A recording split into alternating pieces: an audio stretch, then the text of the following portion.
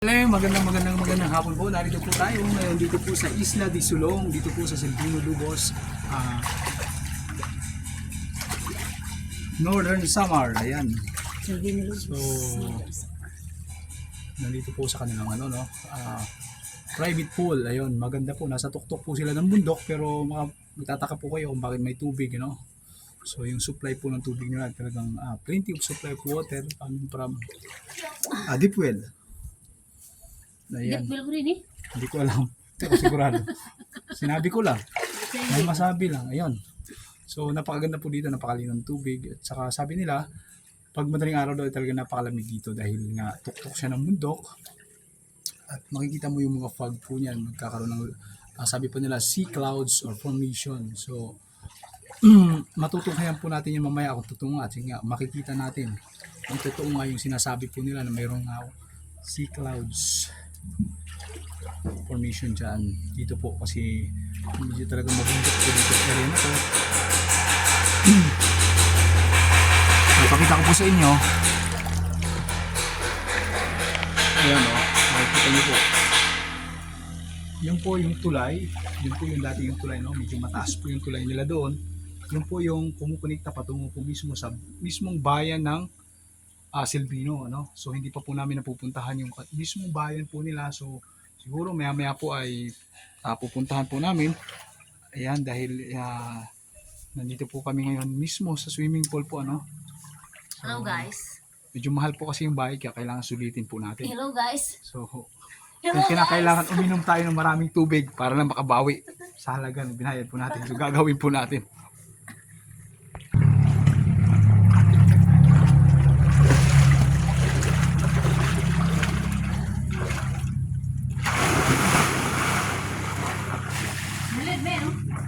Hello kayo. Kasi mo na.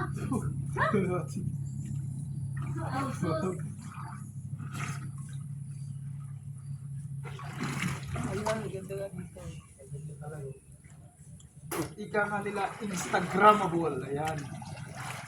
So, ito po yung unang beses po na pumunta po kami dili sa kanilang swimming pool.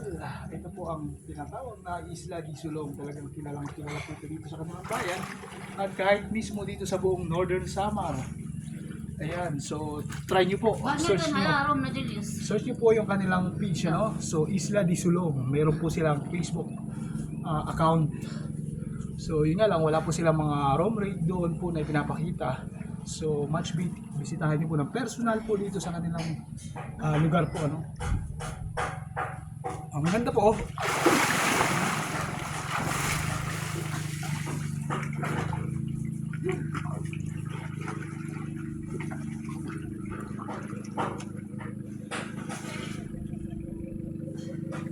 Kasi nag-aaga pa marigo. Kasi Paunahan. Balisahan. Kung sino po yung tataw. Pabalik po. wala po raw. Hindi kasi pangatlo. Yan, pagkalang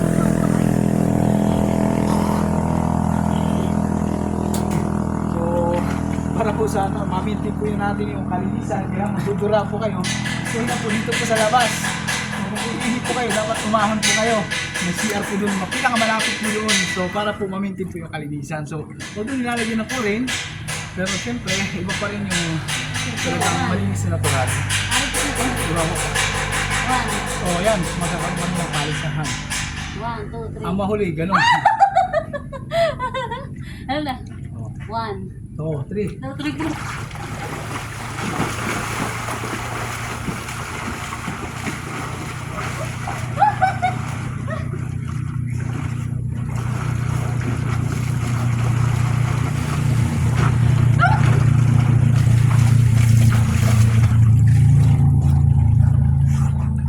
Ay, grabe. Okay, mahuli talo. Ang mahal. Yan, kung meron po mga bata, pwede po dito maglaro, pero kailangan under supervision po ng nakakatandang kasama dahil wala pong dito sa part na to medyo mababaw. Pagdating nyo po doon, May kalaliman na po, ano? Hindi na po kakayanin ng bata. Kaya mas mainam po kung maliligo, dapat may kasamang matanda.